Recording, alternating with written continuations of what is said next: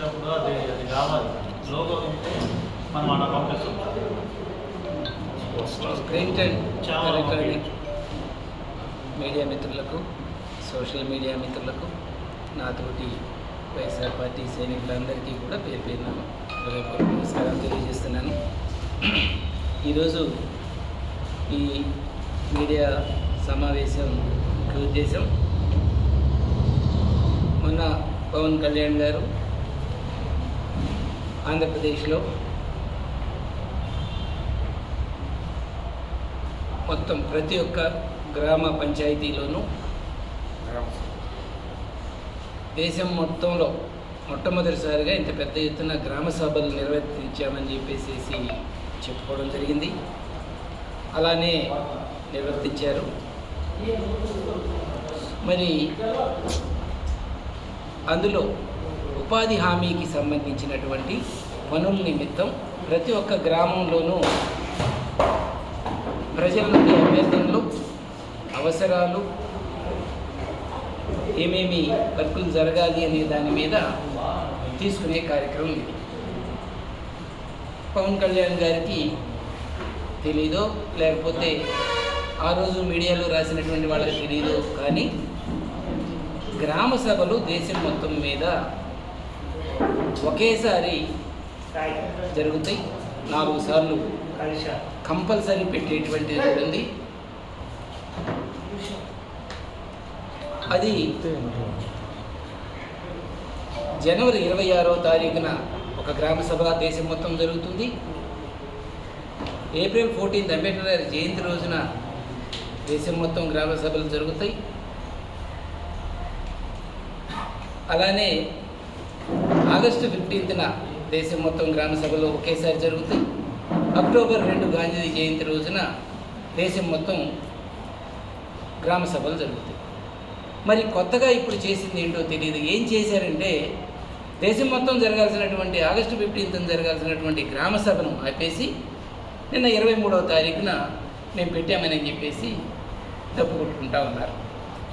పవన్ కళ్యాణ్ గారు, నేను మిమ్మల్ని ఒకటే అడుగుతున్నా, మీరంటే చాలా గౌరవం. ఎందుకంటే మీ భాష, మీరు మాట్లాడేది పేదవాళ్ళ కోసం, ఉద్యమకారులు పుస్తకాలు చదివానని చెప్పేసి చెప్తున్నారు. నేను ప్రశ్నిస్తానని చెప్పేసి అంటున్నారు. నేను కూటమి ప్రభుత్వం ఏదైతే హామీలు ఇచ్చినాయో అవన్నీ కూడా నేను ప్రజలకు నేను బాధ్యుడిని అని చెప్పేసి చాలా మార్లు చెప్పారు. మరి ఈ మధ్య మీరు నోరు మెదపట్లేదు, మాట్లాడలేదు. నిన్న అచితాపురంలో చనిపోయినటువంటి వాళ్ళు కంపెనీలు ఇన్స్పెక్షన్ చేస్తే కంపెనీలు రామేమోనని చెప్పేసి భయంలో ఉండేటటువంటి పరిస్థితిలో ఉన్నారు. అలా వద్దు, మీరు మాట్లాడండి. ప్రెస్ మీట్లో మీరు తెలుసుకోవాల్సింది కూడా చాలా ఉంటుందని నేను అనుకుంటున్నాను. మీరు మాట్లాడకపోవడం వల్ల ప్రజలకు నష్టం జరుగుతుంది. తెలుగుదేశం కూటమి ప్రభుత్వాన్ని, తెలుగుదేశం చేస్తున్నటువంటి తప్పుల్ని మీరు లోపలుండే ప్రశ్నిస్తే మీ మీద చాలా గౌరవం ఉంటుందని చెప్పేసి చెప్తున్నా. ఇప్పుడు మీకు సంబంధించినటువంటి సబ్జెక్టులోకి వస్తున్నాం.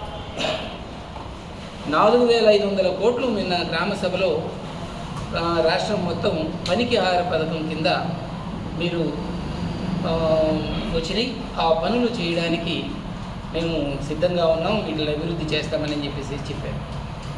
ఒకేసారి గ్రామ సభ రాష్ట్రం మొత్తం మీరు పెట్టడం, కరువు ఉపాధి హామీకి సంబంధించిన దానివల్ల ఏం నష్టం జరిగిందనేది ఒకసారి చూద్దాం. గ్రామ సభ అంటే పంచాయతీ సర్పంచి నిర్వర్తించాలి. పంచాయతీ సర్పంచి లేకపోతే వైస్ సర్పంచి, వారు కూడా లేకపోతే వార్డు మెంబర్లు వాళ్ళు నిర్వర్తించాలి. కానీ మొట్టమొదటిసారిగా ఈ రాష్ట్రంలో ప్రభుత్వ అధికారులు నిర్వర్తించారు. ఎక్కడ కూడా, ఎందుకంటే 70% పైచీలకు వైఎస్ఆర్ కాంగ్రెస్ పార్టీ సర్పంచులు కానీ ప్రజాప్రతినిధులు కానీ ఉన్నారు. ఎక్కడ వాళ్ళకి పేరు వస్తుందో, పార్టీకి ఎక్కడ వైఎస్ఆర్ పార్టీకి ఎక్కడ లాభం వస్తుందో, మంచి పేరు వస్తుందోనని వాళ్ళకి ఎవరిని గ్రామ సభలు పెట్టనివ్వకుండా మీ రెడ్ బుక్ రాజ్యాంగంలో పంచాయతీ సెక్రటరీల ద్వారా మాత్రమే ఈ యొక్క గ్రామ సభలు నిర్వర్తించారు.